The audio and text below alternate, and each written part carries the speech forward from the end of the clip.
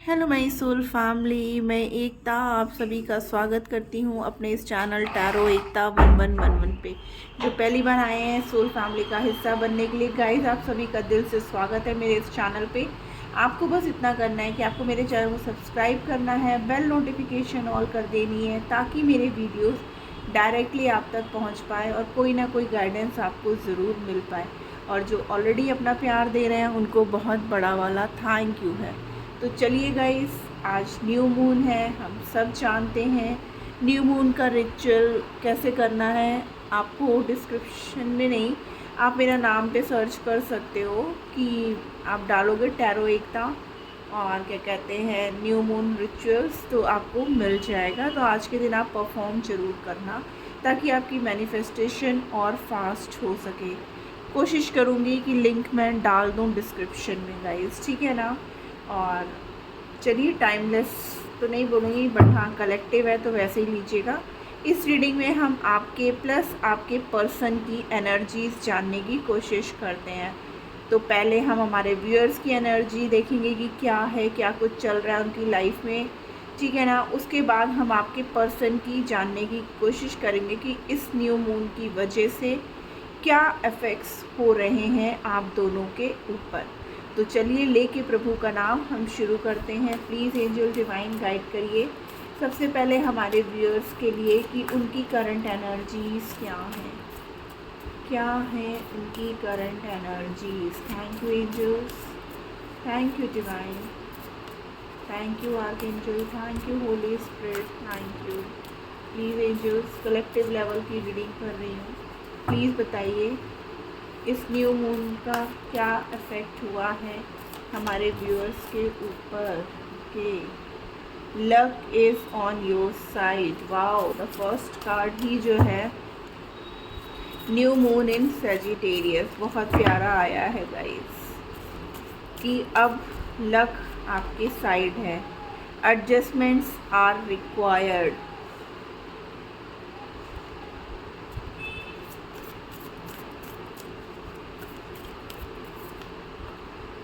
A fiery climax approaches.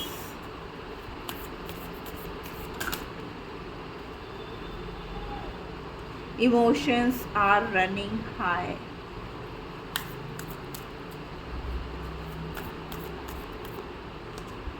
Prosperity lies ahead. One more card, divine.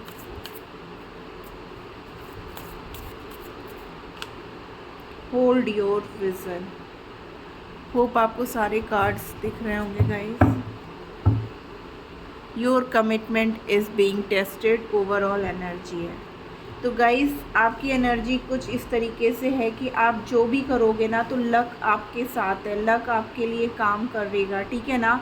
लेकिन जो हालात चल रहे हैं ना उसमें जो है आपको थोड़ा सा एडजस्ट करने की ज़रूरत है।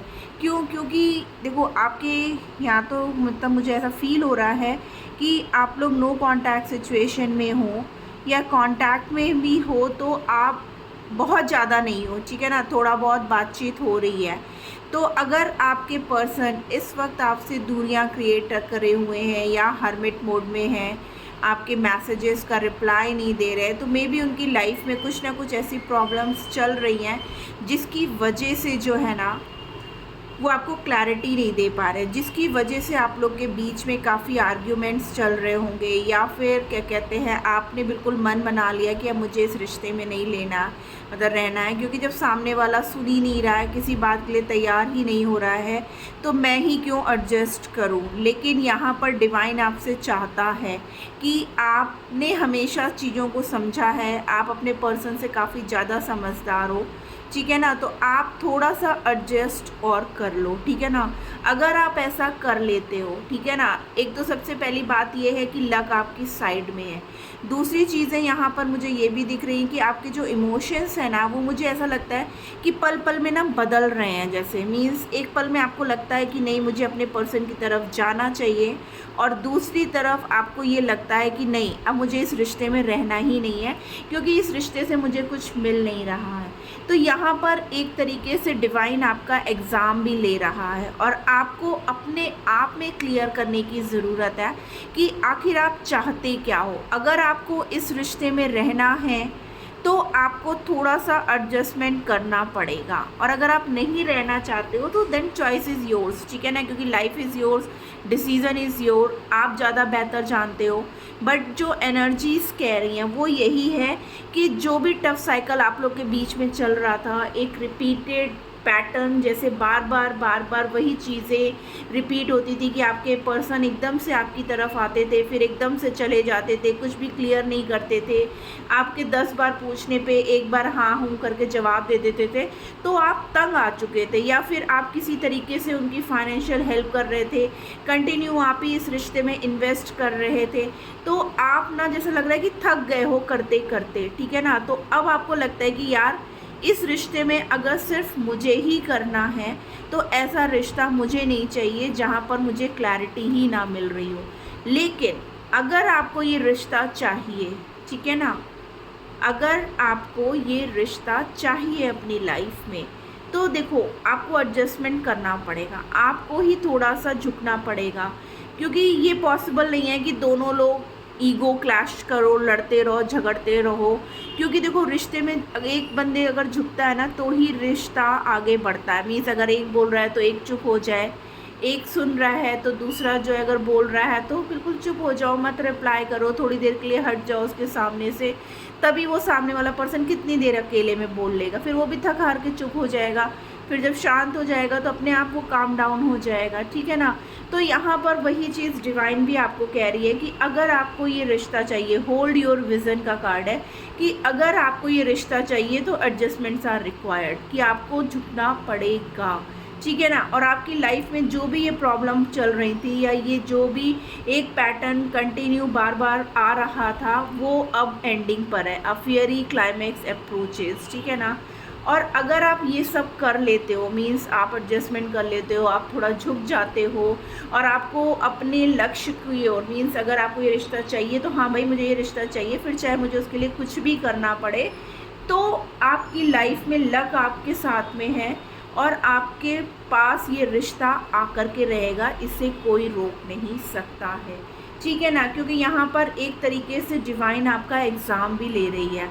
आपकी लाइफ में इतनी प्रॉब्लम्स आ रही हैं तो आपको ये लग रहा है कि आखिर मेरी ही लाइफ में इतनी प्रॉब्लम्स क्यों हैं, बाकी सारे जो कपल्स हैं वो तो इतने खुश रहते हैं, मेरे साथ ही क्यों, क्योंकि आप डिवाइन के एक सबसे प्यारे बच्चे हो, ठीक है ना। और आपको एक मजबूत रिश्ता देने के लिए कि अभी जितनी भी प्रॉब्लम्स आनी है ना वो आ रही हैं, ताकि इन फ्यूचर ये सब प्रॉब्लम्स आप लोग के बीच में क्रिएट ना हो और आपकी लाइफ आपकी हैप्पी मैरिड लाइफ में कन्वर्ट हो जाए और स्मूथली फॉर एवर चले। तो आपको अगर ये रिश्ता चाहिए तो आपको थोड़ा सा झुकना पड़ेगा गाइस, ठीक है ना। अगर आप झुकते हो, मीन्स अगर आपको अपने इमोशंस पे कंट्रोल करना आ गया ना, आप मेडिटेशन करो, ठीक है ना, आप मेडिटेशन करो, सोलर प्लेक्सस चक्रा का मेडिटेशन करो, यहाँ पर एक गाइडेंस है आपके लिए, और रेड तारा मंत्रा, ठीक है ना। इससे क्या होगा कि आपकी लाइफ में आपके एक तो जब आप मतलब ये रूट चक्रा और ये कहते हैं इसका आप करोगे ना मेडिटेशन, तो उससे क्या होगा आपके रिलेशनशिप में जो भी प्रॉब्लम आ रही है ना तो वो ठीक होने लगेगी, ठीक है ना, सैक्रल चक्रा का, रूट चक्रा का, ठीक है। और रेड तारा मंत्र आप करोगे तो वो रिलेशनशिप को हीलिंग देती है, उस रिलेशनशिप में एक मजबूती लाती है, ठीक है ना। तो ये दोनों चीज़ आप करो आपके रिश्ते में, और 41 डेज़ तक करना है गाइस, ठीक है ना। आपको फ़र्क तो 11 या 21 डेज़ में ही नज़र आ जाएगा, बट उसको बंद मत करिएगा, 41 डेज़ तक कंटिन्यू करिए। आप खुद देखेंगे कि आपकी लाइफ में आपके रिश्ते में कितने मेजर चेंजेस आ रहे हैं, ठीक है ना। आपका रिश्ता पहले से कितना ज़्यादा मजबूत हो रहा है, ठीक है। तो अगर आपको ये रिश्ता चाहिए तो आपको ये सब करना पड़ेगा गाइस, और ये करने से डेफिनेटली 110% आपके रिश्ते में आपको एक बहुत बड़ा चेंज देखने को मिलेगा गाइस। आपके इमोशंस जो मिनट मिनट में फ्लक्चुएट हो रहे हैं ना वो होने बंद हो जाएंगे, और आपको अपने पर्सन पे ना एक ट्रस्ट बना के चलना है। आपको सोचना ही नहीं है कि बंदा मेरा है ही नहीं, आपको यही सोचना है कि ये बंदा मेरा है। अफर्मेशंस तो पॉजिटिव रहो और पॉजिटिविटी के साथ आगे बढ़ो। तो ये है हमारे व्यूअर्स की करंट एनर्जी जिस पे आपको ऐसा वर्कआउट करना है। चलिए हम देखते हैं आपके पर्सन की क्या एनर्जीज़ है और उन्हें क्या करने की ज़रूरत है। प्लीज़ एंजल डिवाइन गाइड करिए हमारे व्यूअर्स जिस किसी के बारे में भी सोच के ये रीडिंग देख रहे हैं, उनके ऊपर इस न्यू मून का क्या इफेक्ट है और क्या एनर्जी है। Thank you angels, thank you divine. Collective level पर हमारे व्यूअर्स जिस किसी के बारे में भी सोच रहे हैं, उनके पर्सन की current energies. Believe in the impossible. Okay,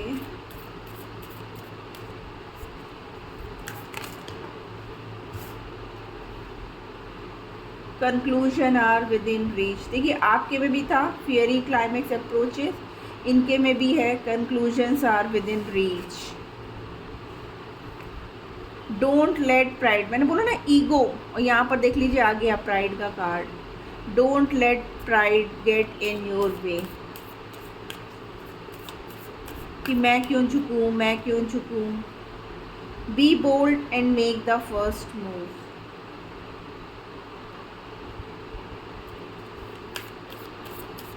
cards guys वैसे क्योंकि हम लोगों को ना थोड़ा सा एहसास होता है, साइकिक रीडर होने की वजह से जो है ना हम लोग को एहसास होता है कि कैसे कैसे कार्ड्स आ सकते हैं या कैसे कार्ड्स आएंगे, क्योंकि हम लोग को एनर्जी पिक होने लगती है और ये डेफिनेटली एनर्जी किसी ना किसी के लिए तो है। देखिए मैंने मेडिटेशन का बोला और आपके पर्सन में आ रहा है meditate and contemplate. New moon in Pisces, nothing is yet set in stone. Yes definitely, कि कुछ भी ना पत्थर की लकीर नहीं, अगर इम्पॉसिबल भी लग रहा है ना तो भी वो चीज़ें बदल सकती हैं। Take time to breathe out. देखिए बिलीव इन इम्पॉसिबल, जो बात मैंने अभी बोली कि जो चीज़ें लगती ना, मैंने तो कार्ड नहीं पढ़ा था ढंग से, तो आपके पर्सन की जो एनर्जी आई है ना वो यही आई है कि उनको एक डर है कहीं ना कहीं। और देखिए इमोशंस की बात हो रही है गाइस, ठीक है ना। तो क्या है कि जिनके पर्सन, ठीक है ना, अगर इमोशनल होंगे या इमोशंस में आके डिसीज़न लेंगे ना तो मे बी वो इस रिश्ते से बैकआउट कर सकते हैं। बट क्यों? क्योंकि उनको ये लगता है कि कभी उनकी फैमिली तैयार नहीं होगी, कभी वो मानेगी नहीं, तो वो कैसे इस रिश्ते को आगे ले जा सकते हैं, क्योंकि वो ये चाहते हैं कि आपके रिश्ते में उनकी फैमिली, उनके पेरेंट्स का आशीर्वाद हो सकता है जो उनकी फैमिली हो वो उनको मैनिपुलेट करे या कुछ भी ड्रामा सीन क्रिएट कर सकती है कि हाँ उनको ये हेल्थ इशू हो गया है या फिर कहीं उनको कोई प्रॉब्लम ना हो जाए, मींस कहीं उनकी मदर की तबीयत ना ज़्यादा ख़राब हो जाए अगर उन्होंने ऐसे कदम ले लिए। तो एक इमोशंस, ठीक है ना, तो वही चीज़ें हैं कि आपके पर्सन को बोला जा रहा है be bold and make the first move, यानी कि उनको थोड़ा सा हिम्मत रख करके आगे कदम बढ़ाने की ज़रूरत है। उनको ना अपनी लियो की एनर्जी में आने की ज़रूरत है, क्योंकि अगर उन्होंने यहाँ पे इस मोमेंट पे अगर उन्होंने हार मान ली ना तो वो डेफिनेटली इस रिश्ते से हाथ धो बैठेंगे। एक तो उनका घमंड, एटीट्यूड, ईगो, ये आप लोग के रिश्ते में सबसे बड़ी प्रॉब्लम है, ठीक है ना। दूसरा उनको ये लगता है कि भाई ये शादी तो हो ही नहीं सकती है, मेरे पेरेंट्स तो कभी तैयार ही नहीं होंगे, मैं कैसे उनके अगेंस्ट जा सकता हूँ, ठीक है ना। तो ये सब चीज़ों से ना उन्होंने जैसे लगता है कि अपने आप को कैद कर लिया है। आपने वो कार्ड देखा है 9 ऑफ वॉन्ड्स का, बाउंड्री।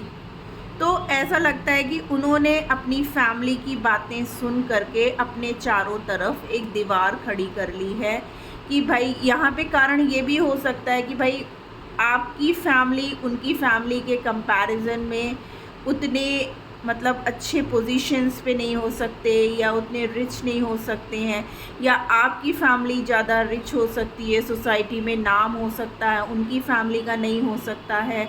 तो उन्हें इन सब बातों का भी एक डर है कि भाई कैसे परिवार तैयार होंगे, कैसे सब चीज़ें पॉसिबल हो सकती हैं। लेकिन डिवाइन उनको यहाँ पे कह रहा है एक तो भैया अपना ईगो और एटीट्यूड साइड में रख दो, ठीक है ना, और जो नामुमकिन चीज़ें हैं उन पर आप ट्रस्ट करो, ठीक है। थोड़ी सी हिम्मत लाओ और चीज़ों पे वर्कआउट करो। मीन्स अपने रिश्ते को आगे कैसा ले जाना है उन सब चीज़ों पे सोच विचार करो। वो कैसे पॉसिबल है? मेडिटेशन करने से। जब वो मेडिटेशन करेंगे तो अब भाई मैं आपके पर्सन को जाके तो यहाँ बता नहीं सकती हूँ। अगर आप कांटेक्ट में हो तो आप अपने पर्सन को इन्फॉर्म कर सकते हो। और जो व्यूअर्स हमारे यहाँ पे नो कांटेक्ट सिचुएशन में हैं वो मेडिटेशन करें और अपनी तरफ से हीलिंग अपने पर्सन को सेंड करें, ठीक है ना। क्योंकि कोई भी चीज़ पत्थर की लकीर नहीं है। बहुत सी ऐसी चीज़ें हैं जो हमें लगता था कि ये चीज़ें तो कभी हो ही नहीं सकती, लेकिन फिर भी होती हैं दुनिया में, ठीक है ना।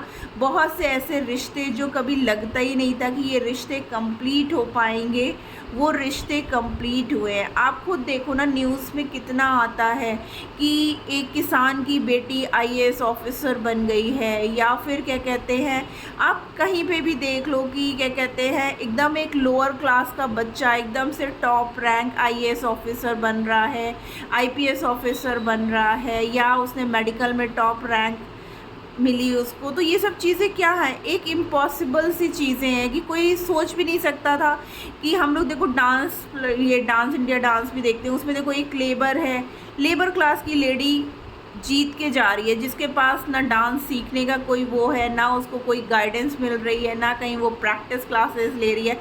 लेकिन फिर भी क्योंकि ये इम्पॉसिबल सी चीज़ें हैं तो हमें बिलीव करना होगा कि नहीं, आगे जा कर के चीज़ें बेहतर हो सकती हैं। कोई भी चीज़ पत्थर की लकीर नहीं है।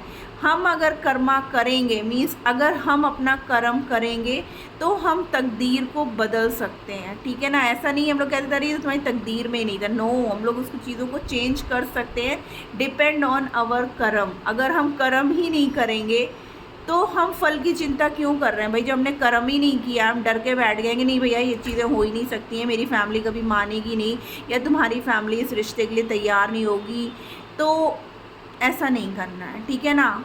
और अगर आपके मतलब जो पर्सन है उनकी फैमिली किसी हाई पोजीशन, अथॉरिटेबल या पॉलिटिक्स या सोसाइटी में उनका बहुत नेम फेम है, जिसकी वजह से भी ना आपके पर्सन के मन में थोड़ा सा घमंड है, ईगो है, एटीट्यूड में रहते हैं ना, तो भाई इस बंदे या बंदी को ना अपना ये ईगो थोड़ा साइड में रखने की ज़रूरत है।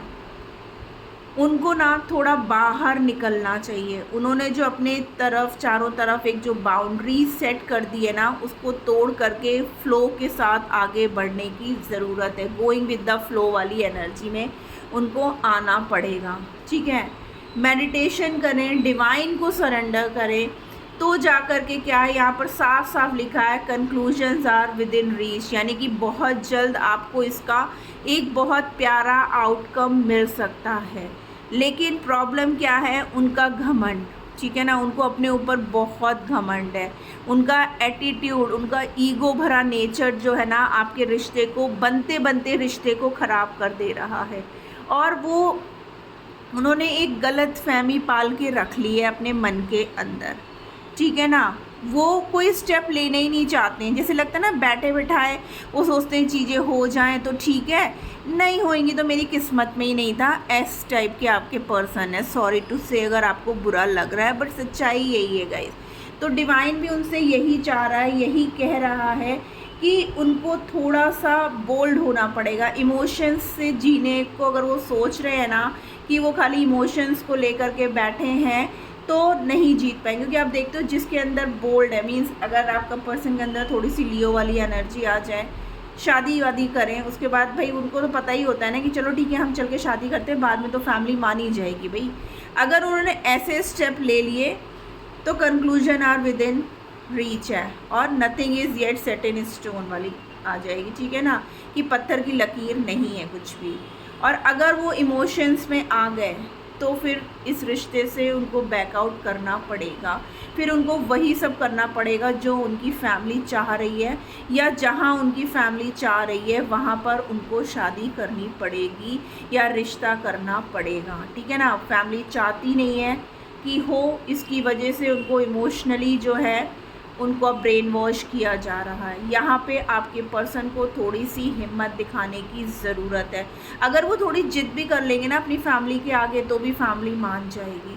तो वही चीज़ें हैं कि मेडिटेशन आपको भी करने की ज़रूरत है, मेडिटेशन इनको भी करने की ज़रूरत है।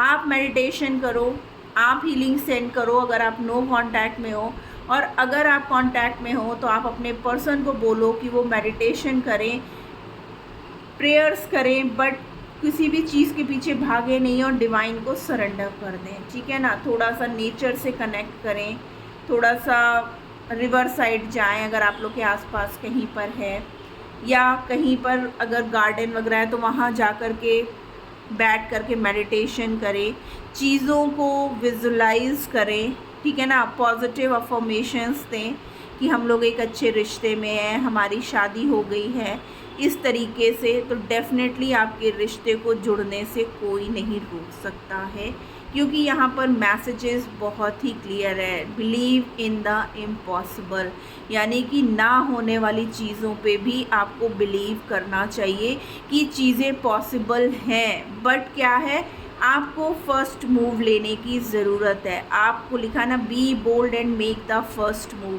यानी कि थोड़ी हिम्मत लाइए और आप अपने कदम तो बढ़ाइए। डिवाइन तो तैयार है आपकी हेल्प करने के लिए, लेकिन आप तो लो स्टेप। आप लोगे नहीं तो अपने आप नहीं। देखो हमारे पास काखा में भी पहले का आता है तब खा आता है, यानी कि पहले करोगे तब खाओगे। खा के पहले का नहीं आ गया कि पहले खा लो तब करो, नो, पहले करो तब खाओगे। तो वही चीज़ें यहाँ पे है कि एक बार आप अपना स्टेप बढ़ाओ तो सही।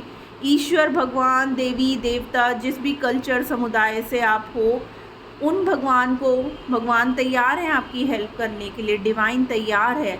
लेकिन आप तो स्टेप लो तब तो कुछ होगा। आप ही नहीं स्टेप लोगे तो कैसे हो जाएगा भाई। तो ये है आपके पर्सन की करंट एनर्जी और उन्हें क्या करने की ज़रूरत है। मैंने बहुत क्लियरली एक्सप्लेन कर दिया। होप गाइस आपको समझ में भी आ गया होगा।